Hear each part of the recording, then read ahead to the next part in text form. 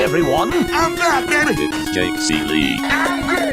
Everybody else sucks. Oh, hey. Oh, no. It's every nightmare I've ever had. Excuse me?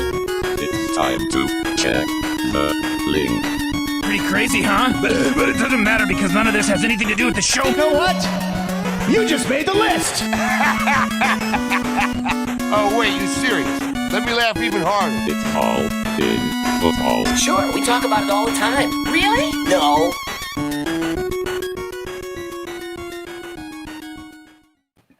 What's up, you Ducks? Week 7, fantasy football. The bye-mageddon is upon us. At Jeff Ratcliffe. Make sure you're following Jeff and his work and also stuff at FTN on SiriusXM. If you go to FTN and use code ALLIN, you get 20% off. If you go to theathletic.com/BetsTV, all capitals, you get a first free month if you still haven't done that, which I'm kind of surprised if you haven't. Jeff, any leagues where you're potentially thinking of just punting the week because you got so many people on a bye?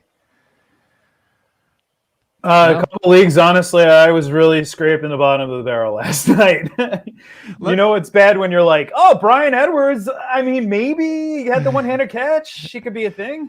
Let me ask you this, because this is, I think, a strategic question, and I've seen this in the comments. Would you ever leave your defense empty? Instead of, because there's people out there like, my options to drop are like we're talking like Michael Carter and Henry Ruggs and stuff, like drop one of those, or do I not play a defense this week?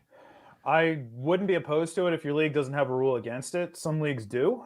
Some leagues you have to field the entire lineup, but I would rather drop that defense than drop one of those guys. And I am seeing a lot of people in very tricky situations where I don't want to let those guys go. You certainly don't want to let Michael Carter is top 20 guy or top 24 guy this week. You're going to have to very likely play him. Henry Ruggs has all that upside. So yeah, players like that have to stick around.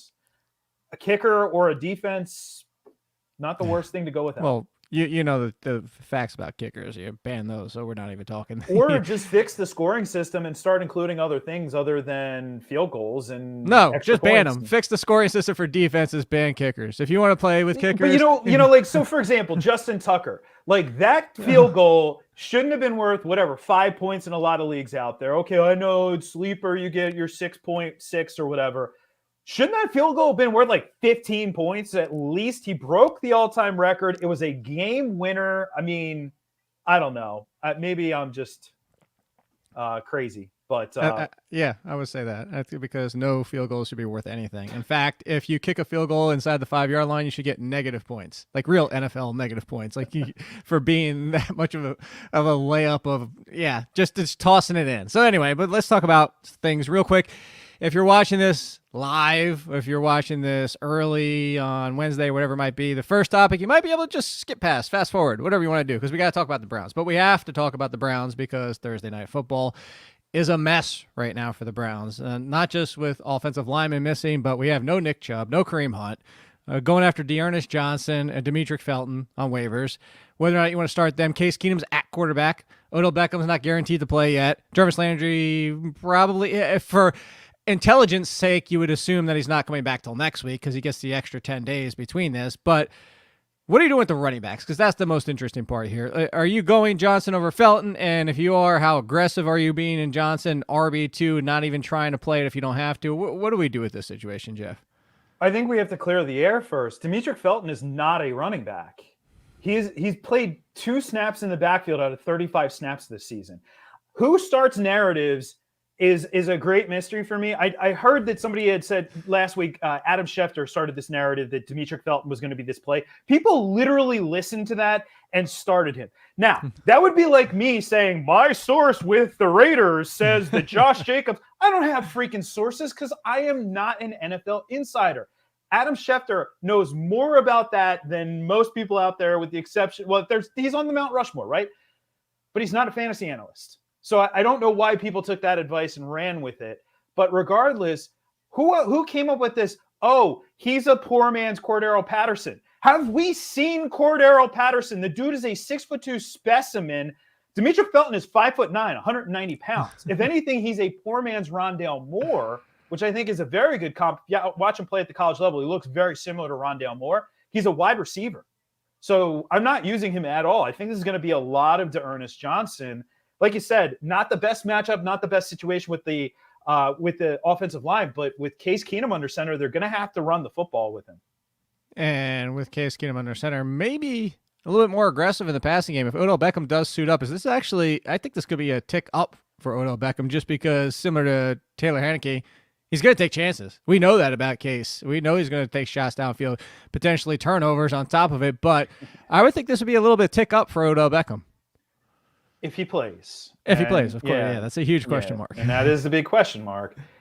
I don't think the offense really changes that much. You know, in terms of overall outlook, I had somebody ask me, okay, well, would you downgrade Johnson now that Keenum's in there? No, it really doesn't change my outlook on him. I think Keenum can run the offense. Keenum is one of the better backup quarterbacks out there. I mean, that's saying something, I suppose.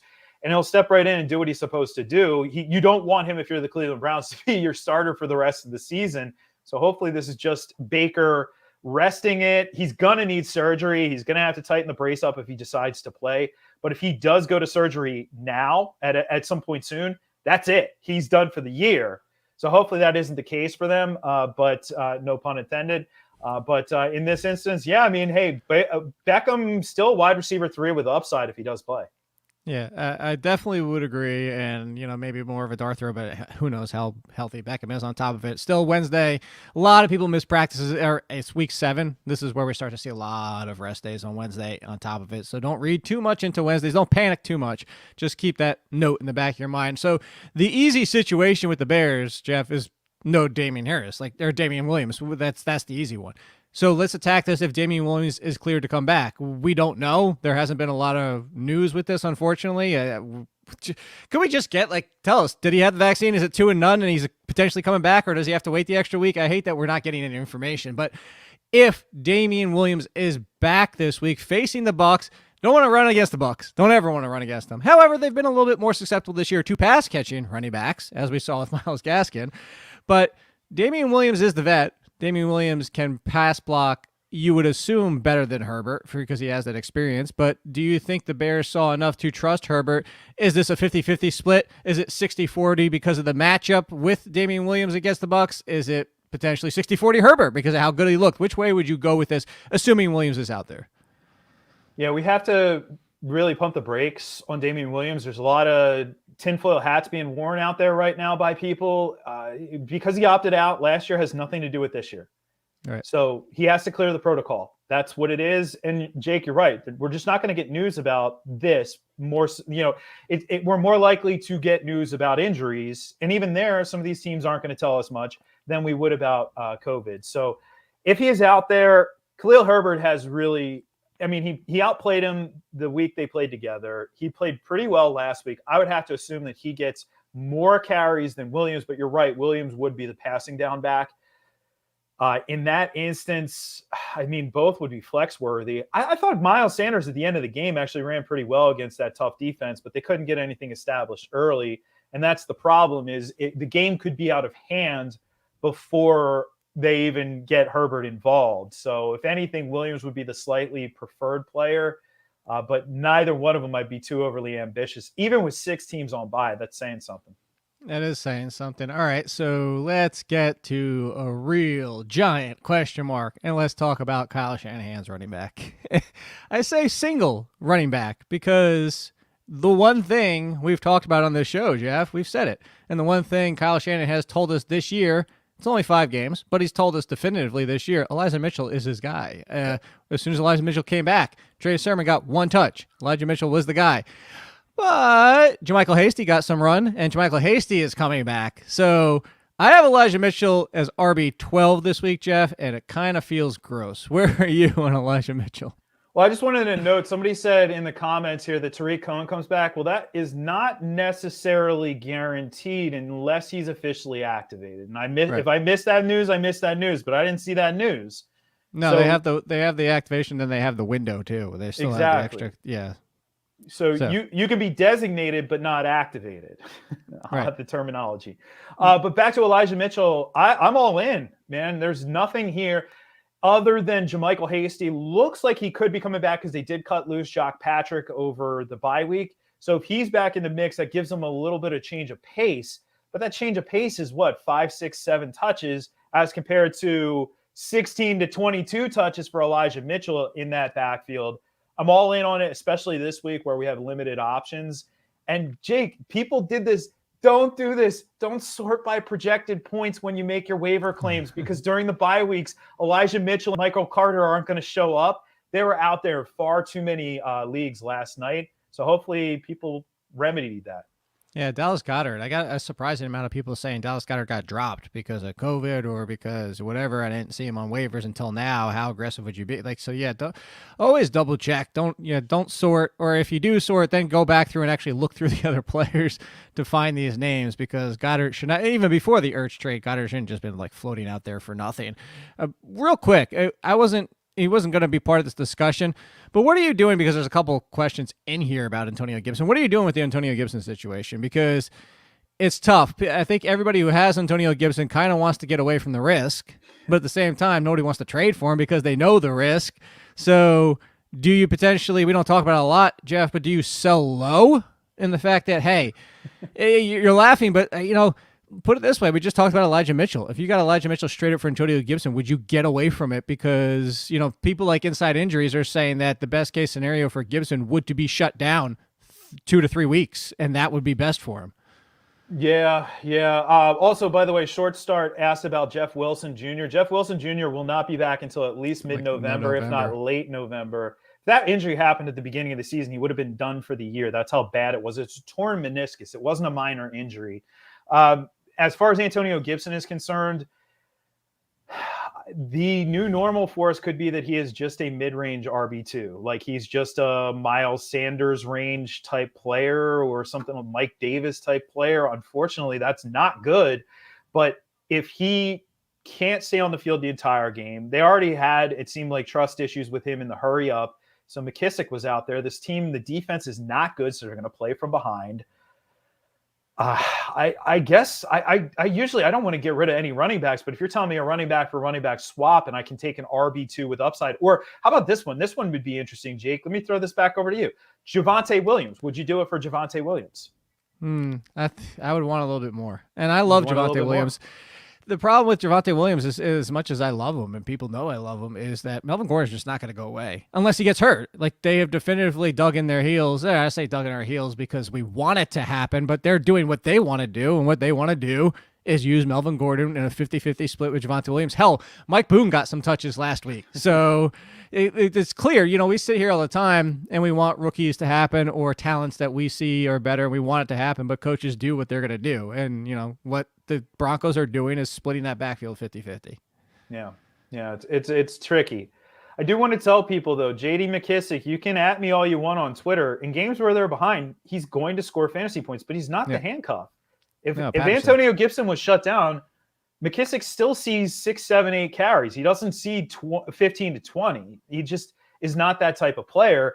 He's a significantly smaller back than Antonio Gibson. Antonio Gibson's a big dude, but he's a smaller back. They wouldn't go that route. Now, it's not to say that Jared Patterson is a big guy, but Jared Patterson is like really thick, and he did serve that role at the college level where he was a workhorse back. So if they had to turn to him, he'd be more likely. That does not mean I'm running out and picking up Jared Patterson immediately. I think there are better cuffs out there, but that would be more likely if Gibson was shut down for any period of time. Yeah, I see some thin leagues where Patterson's already, if you're talking about Patterson, or we'll put it this way, Patterson or Trey Sermon, which would you rather stash on your bench right now? I mean, I feel like they're both the same guy. And the difference is, as opposed to waiting for an injury with Mitchell, like, we know that Gibson is hurt. So I guess it would have to be Patterson. And that's where I lean too, especially because Hasty is back. And that, if Hasty's out there too, maybe it's a split with Hasty and Sermon, because Shanahan does not want to use Sermon. Let's go to Michael Carter, who I have ranked as a solid RB2 this week. And yes, part of that is 6 teams on bye. And yes, part of it's 6 teams involve some decent running backs, some very good running backs that are on a bye. But all that being said, heading into the Jets bye, the Carter use was starting to tick up a little bit, although Ty Johnson and Tevin Coleman are still getting touches. But I want to throw something out to you, Jeff, and I cautioned people. I did Chris Harris's show earlier this morning, and I said, don't get caught with narratives for anything. Revenge game, contract year, all these things. Like I did the work on it a couple of years ago. I don't know where the article is anymore, but I did contract year, and it was a third players do better, third players do worse, and a third players do exactly the same. It's the confirmation bias. We only remember when it happens. That being said, this is true to a degree in the NFL. A lot of times, young players or players starting to show better than the others heading into a bye get more opportunities coming out of the bye. And that's often truer with younger running backs as they gain more trust. And you can see that. So Michael Carter coming out of the bye, do you think the stock's gone up at all, or is he still like a fringe RB2 for you, and the fact that he's the best talent back there, but it's still a mess? Well, this week with 6 teams on bye, he's a back-end RB2 for sure, but the value has continued to increase. And Jake, I'm sure you do this with your waiver article as well. Each week, it's like, okay, this week it was 1%. Then the next week it was like 3%. Then it's 5%. Then it's 10%. This week I was like, hey, 30% if he's out there for some reason, because you're not finding a running back like this who is a lead back, and this is not because of an injury. So I am buying in on that. I do love that I make a joke of revenge. Every game in the NFL is a revenge game. You can always find somebody, some coach, whoever from the other team at some point in time. I did ask a former player this. I'm not going to reveal my source, citing a source here. See, NFL Insider, there you go. I asked him, is it true? And he said he had played for predominantly three teams in the course of his career. He said with the one team it was, with the other team it wasn't. So one team he really did have a vendetta against, but the other team he had nothing whatsoever. Could care less about the other team. See? And there you go. Well, Michael Carter, where do you have him? Out of curiosity, do you 22. know off the top of your head? 22? Yeah. I'll say if I have him. I think at the same spot, actually. Let's find There out. you go. Michael Carter is, 22. We're in the very exact same spot. Actually, speaking of 2, Jeff is up to 2 in the accuracy on the year. There you go.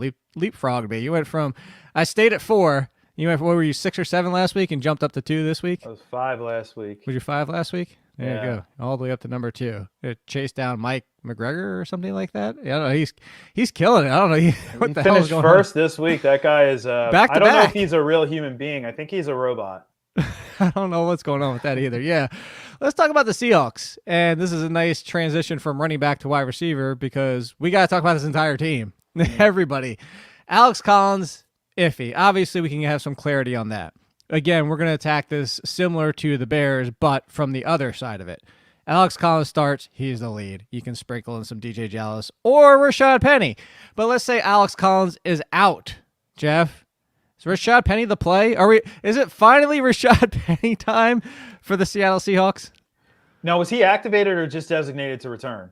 I think he was officially activated, wasn't he? I don't know. This could I be thought I one had of the two. designated to return on my list.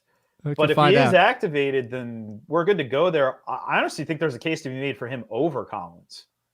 Collins is just a guy type. Now, he had a nice stat line this past Yeah, so the week. report is Pete Carroll said he'll be activated from injury reserved. So there you go. Well, there you go. Activated is very good.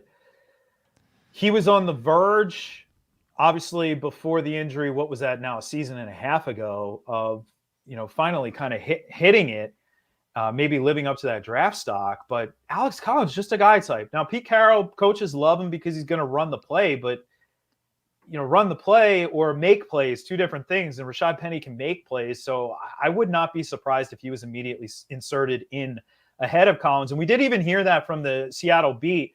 Like, there's nothing special about Collins, but if there's nobody else there, then he'll be the lead back. So let's say there is no Penny and no Collins. Yeah. Do you even risk Marshawn Dallas or Lynch. Homer? Marshawn Lynch. That's it. Don't mess with it. Well, let's talk about the wide receivers. How much of a ding? Because there was a lot of talk before last week that Geno is a downgrade, but not that bad. And then that game ended up being that bad. It ended up being really bad. How far? It's just one game, and we have the quarter that he played okay and actually targeted DK pretty well. And, Tyler Lockett could have arguably had a touchdown. So we do have a game and a quarter to go off of. How far down have you slid DK Metcalf and Tyler Lockett now? Well, in a week where there are so many teams on bye, obviously the dominant theme here. You can only go so far. Yeah, I moved DK to 15. I actually am somewhat surprisingly bullish on Lockett at 24, but there's more concern for Metcalf in that we very well could see Marshawn Lattimore traveling with him in this game, which last year I wouldn't have been intimidated by, but Lattimore did bounce back so far this season. He's been pretty good out there. So if he's on him, then we have a little bit of a problem. Still, I don't think he can get away from him as a wide receiver too. Would you play Tyler Lockett or Corey Davis? Tyler Lockett. I have him back to back. Okay, Tyler Lockett or Michael Pittman with T.Y. Hilton. Tyler Lockett. Either way, even if no T.Y. Hilton? Without T.Y. Hilton, and it's up in the air. Frank Reich said it's basically there's nothing determined there. Pittman would be the only show with Paris Campbell now on injured reserve, and Mo Alley Cox, at tight end, who we'll talk about later on.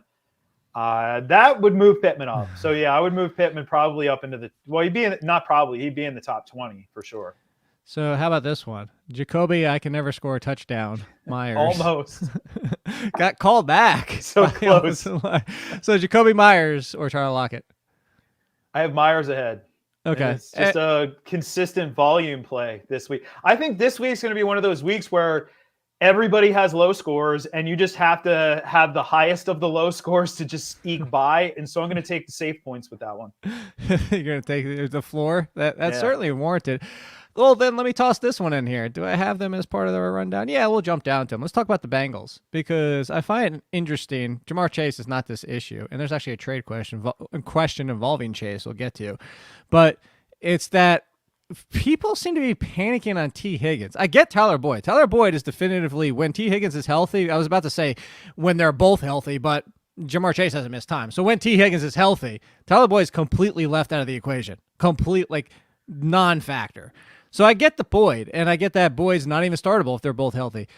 It was a bad game in his first game back after missing time, and I feel like people are already panicking on T. Higgins, and I still think he's a top 25 wide receiver. Am I crazy, Jeff?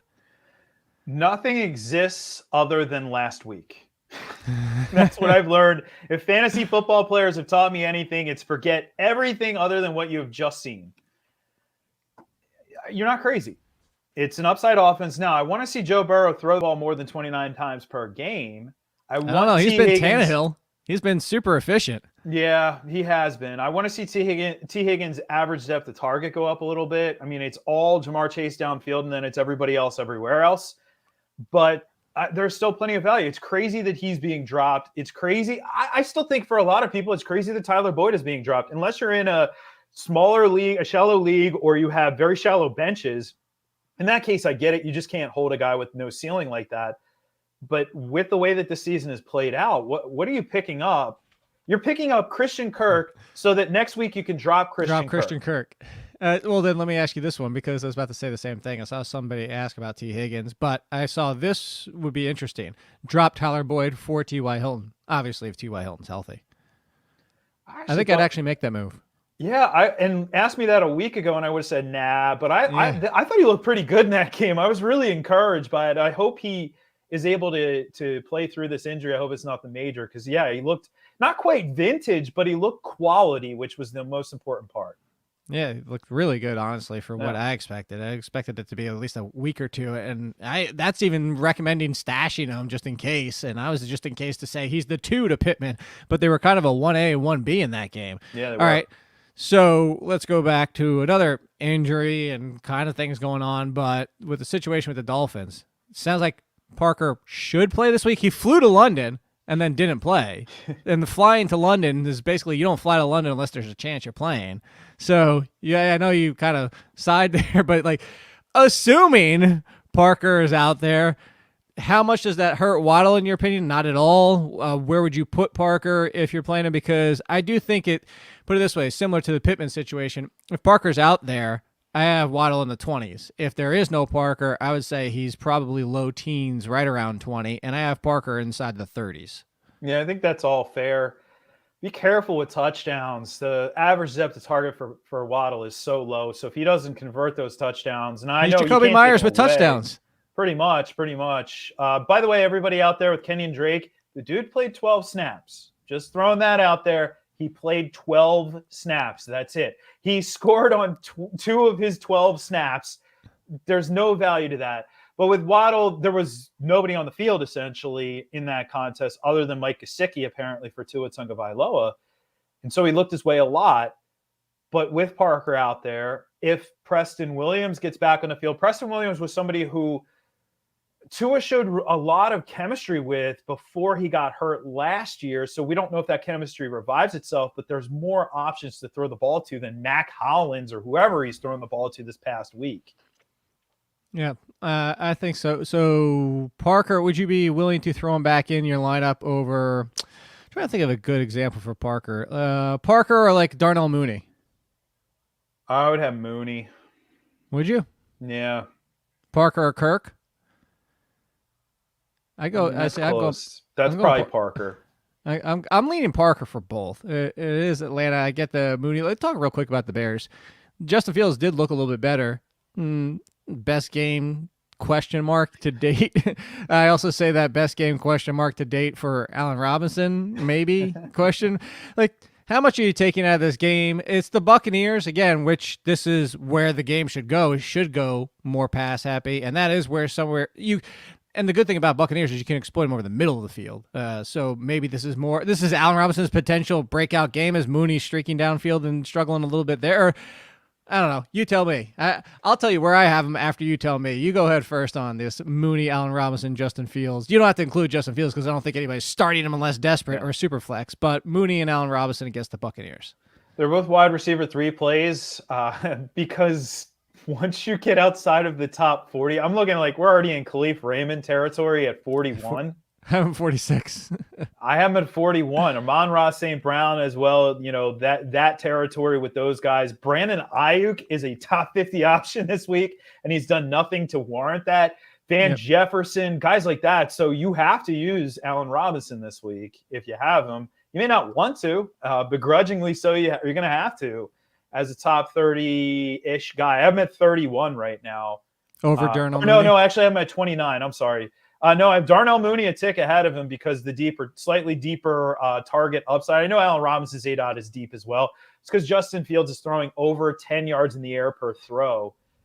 But, they're both – essentially they're back-to-back. It's like a pick-your-poison type thing. Yeah, it's just a headache, and I can't believe. Well, fortunately, we all have to deal with this for 1 week because there's only 2 teams on a bye next week, thanks to the NFL, and then we get some 4-team buys. But hopefully, nothing this messy. This was the question I wanted to get to, Jeff. It's a trade question, so it only helps Jeff, but it is a Jeff trade question here. He gets Devontae Adams, DeAndre Swift, and Kirk Cousins for Jamar Chase, Darrell Henderson, and Justin Herbert. No. But he has Kyler Murray. Why do you have Kyler Murray and Justin Herbert? I agree with you, but why did you do that? You don't want Kirk Cousins then. Like you don't need Kirk Cousins. You only need a quarterback when the Cards are on bye. That's it. You don't need Kirk Cousins. And also anybody out there with Kirk Cousins, look at Kirk Cousins' schedule over the second half of the season. It's not as tasty as it was over the first half of the season. So those numbers are going to come back to earth. We know what Cousins can be in those games. We know what Zim likes to do in those games as well is run the darn ball. With Dalvin Cook healthy, he's going to be able to do that, especially out of the bye. I mean, Cook looked fine last week. So, no, I don't think I would do that deal. Henderson, if he's healthy, it's better than Swift. Well, this is why I wanted to bring the question in here. By the way, I wasn't laughing at you. I was laughing at the fact, I don't know if you could hear Barkley dreaming off to the side, doing the little soft bark that they do when they dream. Yep. The Henderson and Swift, the Swift I wanted to bring up because, yes, the Lions are going to have garbage time pretty much every single week, Jeff. But I spent some time tweeting on Monday about DeAndre Swift and his splits in passing snaps versus run snaps, which is severely pronounced. In addition to the fact that more than half of his volume and production has come in fourth quarter and overtime. That's 1.8 Have they even played overtime? Have the Lions played an overtime game? I feel like they have. They have one. They have It one. feels like everybody has an overtime game at this point already this season. For all intents and purposes, they do or they don't. It's basically 1 versus 3 quarters. Maybe you get an extra one thrown in there.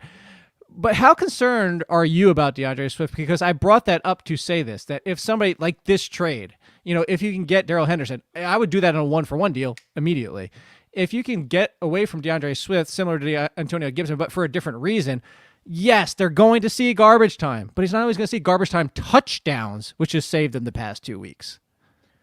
It's the Jalen Hurts school of thought. Do nothing for 3 quarters and then just produce in the 4th quarter. Brian Edwards, too. Could you imagine? Put Jalen Hurts, DeAndre Swift, and Brian Edwards on a team that only plays the 4th quarter. There you go. That's like a little Tecmo Bowl there. The team has bigger problems than Swift has problems. When you have Dan Campbell coming out, I figured it was a dog and pony show when he, in the preseason, was talking about how much he loved Jared Goff. And then coming out this week and basically saying more of what he truly feels about Jared Goff. It's not going to end well here overall. And I don't care about your silly revenge game narratives. This might be one where there is revenge, of course, because we know how that ended between Sean McVay and Jared Goff. But regardless, going forward, this is a problem. And you have a coaching staff who is stubborn. No matter what, they're going to do what they want to do, especially Anthony Lynn, and they're going to continue to use Jamal Williams. He's not a player I really want to rely on. I love him. I think he's a fantastic player. I don't like the way he's being used. I don't like the overall state of the team as well. Like put DeAndre Swift. I still wish they would have taken him instead of Clyde Edwards-Helaire in Kansas City. That would have made too much darn sense. And then you put him there, and now we just rack up all the fantasy points in the world. But no, we get Clyde Edwards-Helaire there instead. Yeah, and for the comment from Brian, zero concern for Swift. All they needed to do is throw him the ball earlier in the game. Yeah, that's what people have been saying for the first 6 weeks. You can't force the coaches to do anything that they're not doing, and he has to be on the field for that too. So let's talk some New York/New Jersey wide receiver situations because we're talking Jets and Giants back-to-back here. We'll go to the Giants first. Sterling Shepard continues to be a Daniel Jones boy. It doesn't matter. Although Kadarius Toney was looking good early in that game before being hurt, but he's out. We don't know if Kenny Galladay's back. If there's no Kenny Galladay, is Darius Slayton back in play all of a sudden? Because he is back. He is already practicing on Wednesday in full. So Darius Slayton's coming back. I know people were talking about Dante Pettis. It's happening again. But they're down to 0. Like a CJ Board even got hurt. So I bring this to say it is a 6-team bye week. And look at you just mentioned Brandon Ayuk. Call me crazy, Jeff. We've seen Darius Slayton, when asked to be the number 2, to do something here. I might lean Darius Slayton over Brandon Ayuk if there's no Kenny Galladay. That made you think. Well, it's just because of the big play dependency. That's where I'm a little bit reluctant there with Slayton. I mean, Shep could have 19 targets in this game as well. And it also could finally open the door. I'm not holding my breath on this one for some Evan Ingram to be involved in the passing game. But no, Shepard's really the only one I want to trust in this one. And I actually do really trust him. Hey, he's been great this year. I got him for free in an industry league, a 14-teamer, where I was sitting next to Mike Clay, my good friend, all of our good friends there at the draft. And he's like, I just don't like Shepard this year. I'll never forget that. And I didn't either. But, when you're in one of the late rounds in a 14-team draft, you take whatever you can get. And that's turned out to be one of the better picks that I had in that league. Well, there you go. And how about this as a nice transition for me? As one of the better pickups off waivers, at least for one game, Jamison Crowder. I feel like he's just their Sterling Shepard. By the way, Jamison Crowder, when healthy, just produces at Washington, in New York/New Jersey, whatever it might be. Corey Davis and Jamison Crowder, we know Corey Davis is top 20, 25 at worst. Jamison Crowder deserved to be top 30, 35. Again, it's if nothing else, he when on the field produces. Yeah, he does. I have him at 35. So top 36, so he's a startable option in 12-team leagues. we'll see the star treatment. I don't believe that they truly, they didn't shadow. No, they didn't shadow last time against, because we already saw this matchup against Corey Davis.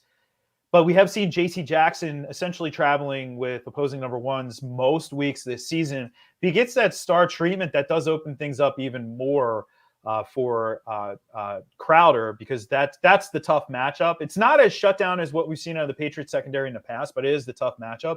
We also, though, did see Zach Wilson. He looked pretty lost in that game. He really did. That was probably his worst performance. Well, there's times where he doesn't look lost, but that one was like start to finish pretty much the entire game. So we'll see what coming out of bye week does for him. But again, the theme of the week, when you have all of these teams on bye and teams with a lot of fantasy relevant receivers, you take 3 Bills receivers off the table this week. You take 2 Vikings receivers. You take 2 Cowboys receivers, 2 Jags receivers. I mean, the list goes on and on and on. You got to use them. Well, technically 3 Jaguars wide receivers if they're going to keep forcing Jamal Agnew down our throat. Jamal Agnew. A great special teamer. And I guess he's taking advantage of his opportunity. Yeah, I was going to say, great value out there, seeing almost the identical amount of routes and targets as Laviska Shenault. Again, this is a perfect example of coaches are going to do what they want to do. We can sit here and say, I don't think anybody would question you if you said, Shenault is definitively a better talent than Jamal Agnew. Nobody would even say, okay, yeah, why are you telling me that? Doesn't matter, because Urban Meyer's in control. Urban Meyer puts the men on the field. And Trevor Lawrence is also targeting them. So Trevor Lawrence is looking his way, which is what matters. So speaking of that, which is another transition here of a coach and looking certain ways, and things changed a little bit. Now, we didn't expect this change to happen for everything that went down, but the Raiders do have a different coaching staff, which did change a little bit in 1 week. You mentioned Kenyon Drake. Again, the snaps were limited, but at least he was out there a little bit more for a change versus not seeing the field, essentially. I'm not talking Kenyon Drake here. What I'm talking about is this wide receiver situation got a little bit interesting, Jeff, because before this game, Henry Ruggs, who I love, but as many times I said, he's peak Deshaun Jackson and, T.Y. Hilton. Not peak T.Y. Hilton, but kind of like the lesser T.Y. Hilton, is that you might get 4 for 100 and a touchdown. You might get 2 for 35. But that's what what you're getting into with him. And honestly, he's now Tyler Lockett. This year's Tyler Lockett kind of at this point. But Hunter Renfrow would have been the consistent, just go out there, get receptions every single week. Cole Beasley. He's just go out there, catch. Maybe you get lucky with the touchdown. But then Bryan Edwards. This is where I want to bring up the Raiders. Is because Bryan Edwards, for the first time this year, the second most snaps, only behind Darren Waller. Is this a positive? Are you taking anything out of the one game, Jeff, to say maybe Bryan Edwards is happening finally? Well, it wasn't just the snaps. I mean, you bury the lead. He's down the left sideline and making a catch with one arm like this. That was a thing of beauty out of Bryan Edwards. This is a kid who 4 years in the SEC on a team that did not have a quarterback in any of those years, stepped up and played against the big boys. At 17 years old in the SEC as well. I know the talent is there. We were waiting for the opportunity, and we didn't know what this team was going to look like after the Gruden resignation and the fallout there. But it did seem to galvanize them a little bit. I thought they played good football. It was inspired football in that game. If they continue to go this route, Derek Carr's not a dink and dunk guy this year. He's pushing the ball downfield. If he continues to do that, yes, Bryan Edwards will be a thing. And it's a guy like him that I love to get in my bench. We talk about chess, not checkers, right? Well, I've really been trying to take that analogy one step further this year. Like, you have different phases to the game. When you open in chess, when you play in the middle part of the game, when you play the end game. We're in the middle part of the season. We're playing our middle game right now. And that is like churning that bench, trimming the fat of a lot of those lower upside guys, and then really stockpiling ammunition like Bryan Edwards. Absolutely love this. Now, 1 week can be a fluke, but if this continues, he's got a lot of talent. And Derek Carr is in the midst of one of his better professional seasons. So how concerned are you about Darren Waller at this point? Not concerned. No. People freak out over tight ends. Guys, it's a tight end. You start one of them. It is what it is. You do not need to trade for a tight end. But guys, if you have Kyle Pitts, you're watching this right now. You have Kyle Pitts. Guess what? You're good. You don't need to do anything. you're good. And now we even have more opportunities because you mentioned Goddard earlier. Goddard is in a good position. Zach Ertz is not going to be a world beater in Arizona, but we saw Max Williams was getting targets. Zach Ertz is a good football player, even though he's up there in age. He's going to be a reliable target for Kyler Murray. A lot of mouths to feed, but he'll still be fine. Like, we'll be okay at tight end. You don't need the greatest tight end in history to win your fantasy leagues. No, it helps in real life, obviously. Which, by the way, speaking of tight ends, Ricky Seals-Jones missed practice today, so you have to watch for that because there goes a wonderful, wonderful streamer. That is one of the best streamers recently. Yeah, he's a great streamer. So let's back to the Bears. Let's come back to the Bears. Actually, real quick, would you start Miles Sanders or Javonte Williams at this point? Javonte Williams is right behind Miles Sanders this week. 20 and 21, I think I have them. Is that where you have them? Let me ask you this then. Where's 19 and 21. I have them 21 and 24. So why, I guess this would be the question that I would expect a lot of people to ask you, Jeff, is why keeping the confidence with Miles Sanders, so to speak? Is that confident? I mean, there's 6 teams on bye. We drafted him as like RB16. Is that no? confident? I know that. I know that. But if you're telling me top 20, even a 16, top 20 means you are starting Miles Sanders this week because, and granted, yes, it's because 6 teams are on a bye, but you're starting Miles Sanders. Yeah, but you look like there isn't even once you get into mid-range flex options, it's terrible. Certainly. We're like Mark Ingram could have to be flexed this week. Like that's how bad. Do you have Sanders in front of Michael Carter? Yes. Okay, so play that out. How about explain that situation then? How about that?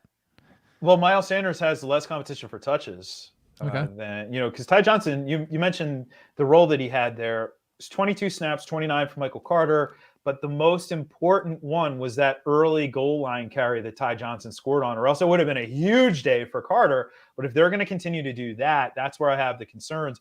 They get down in the goal line region. Yes, Jalen Hurts is probably going to run it in, especially if it's the fourth quarter. But Kenny Gainwell's not getting any of those touches. We know that for a fact. And Kenny Gainwell's role, in fact, decreased a little bit last week, which was somewhat encouraging for Miles Sanders. I'm not bullish on him, though. Okay. All right, then. Actually, let's stick with Miles Sanders' team. We'll do that instead. Devonta Smith, very much like Henry Ruggs, very much like this either everything or nothing type of days. I know it's 6 teams in a bye, but just your confidence level, Devonta Smith going forward is, put it this way, if everybody wasn't on a bye, like take last week, is Devonta Smith just more of a wide receiver 3-4, and if you don't get a touchdown, it's going to be pretty miserable because of how Jalen Hurts has looked the past 2 weeks? Yeah, is it weird to kind of root for Joe Flacco a little bit to get under center? For fantasy purposes? I think we should be rooting for Sirianni to do what he said today and continue to what you did this offseason, continue to work this offense to Jalen Hurts' strengths. Okay, so I'm trying. I guess that is what RPO or not RPO. Read option, man More of read, it. zone read. Yeah. Run the ball a ton, design runs like I think rookie season Lamar Jackson, like 16 There you rushing go. attempts per game, something like that. No, it doesn't even have to be that much, but get the run back involved, period. I think that's the problem with Jalen Hurts these past 2 weeks, especially, is because Miles Sanders has been so miserable, because they have abandoned that backfield. And Jalen Hurts is a factor there, too, is just Jalen Hurts' threat with his legs. I mean, you see what Lamar Jackson's doing this year, and I'm not saying they're at that level of offense, but when you look, here's the parallel, Jeff. You have Marquise Brown and Lamar Jackson. You just replicated that. You have Jalen Hurts and Devonta Smith. And why Rager. is it work? Yeah, and why is it working so well is something I brought up a lot. Is because you beat speedy wide receivers. Well, not beat, but you limit them with cover 2. The problem with cover 2 is it opens up that area for Lamar Jackson to run and take off because you've opened up that middle of the field. But that's why it's working, is because they're passing more, but they're not doing as much as the Lamar Jackson offense. And that's what I'm saying is if Sirianni's right and he's 100% saying, I got to figure this out more for Jalen Hurts, do that. So I'll phrase it this way. Is this a potential buy low opportunity for Devonta Smith? Possibly. I believe in him more than a lot of people. Over at FTN, we have a Discord chat that for subscribers, and I have my own channel on there that people can, ask me whatever questions they want to ask me. And I keep getting asked about dropping Devonta Smith. And it's like, I don't want to drop him. I don't want to find a reason to drop him. I know that people get frustrated by fantasy football, but part of the fun of the game is figuring the whole thing out, right? And if you have a strong take on a player, you don't move on from them. I think I have Smith figured out. He is very fun to watch. If you actually watch, it's fun to watch when he's running routes and he's not getting targeted. But you're right. If they did go that route, that opens things up. I'm hoping now that Goddard is there's clarity and you're just going to throw the darn ball to Goddard in that Mark Andrews-like role if we want to make that comparison. The problem, though, that you have is Sirianni coming from an offense that really didn't use the running quarterback. He was there with Jacoby Brissett the year, right? He was in Indianapolis that year, but I don't think that was a very effective offense. And not that Brissett is the most mobile, but he's a little bit more mobile than Phillip Rivers for sure, and probably a little bit more mobile than Andrew Luck. Yeah. I don't know. I don't know if they can adapt it. Some coaches can, some coaches can't. Are you cutting, real quick, yes or no, cutting Jalen Reagor? Depends on who's out there. But, I'm not just outright the response to tell you, yeah, but your response tells me he's not a must-hold, and I think that's where we're at now. It's surprisingly not. So I should have put my streaming options in first because you took both of mine. Actually, nice. If you go to my article at The Athletic, those are my sleepers at the quarterback and the tight end position for this week. So I'll let you go first on both, Jeff. So tell me your quarterback sleeper for the week. Yeah, it's Matt Ryan. Here we are, week 7, and we're back to Matty Ice. Coming off the bye week, and actually I thought really kind of it stabilized before the bye over there in the London game. I have him at quarterback 10 right now. He's widely available. If you ran into a situation where you have one of the 3 who are on bye, or if you've been relying on Kirk Cousins, or if you've been streaming all along, this is not a bad play this week. Very safe play. They just have to continue to use Kyle Pitts the way that they're using Kyle Pitts and get Calvin really involved and keep feeding the rock to Cordero Patterson. Yeah, that's Matt Ryan was mine. If you want to go on the other side of the ball with Tua, I feel better if Patrick is out there. I wish Tua was running a little bit more. He looked hesitant. Daniel Jones, we can go back to him again, but that's the floor. That's what's the downside of playing Daniel Jones. So for my 2 tight ends that aren't the one that Jeff's going to give, because we got about 30 seconds for your answer, Jeff. Gerald Everett, if you're digging deep. Hunter Henry, I think, would be the one close to the one that you have and is still available in a lot of leagues. But, yeah, I love your tight end call as well. Yeah, it's close because it's the red zone option. Mo, Alley, Cox, the 3 names right there. And that's about what he's going to get is 3 targets. But he is the preferred target there for Carson Wentz over Jack Doyle. And the red zone option is not a bad thing. So Mo, Alley, Cox with his basketball upside. Yeah, it was the only one that got an end zone target for the team last week. Here, before we get out of here, we'll answer Daryl's question. Rank these 3, rest of the season, Jeff. No explanation needed. Pittman, Higgins, and Claypool. I'm assuming it's T. Higgins, so it would be T. Higgins, Claypool, neck and neck, Pittman. But I don't like to think rest of the season. Short term, Higgins, Claypool, Pittman. I barely disagree. Claypool, Higgins, Pittman, but as you said, neck and neck.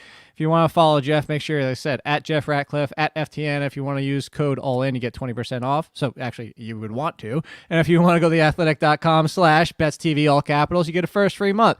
We'll be back next week. It's week 8. Fortunately, only 2 teams on a bye next week. We'll be back Monday to talk our recap. As always, we'll see you guys later.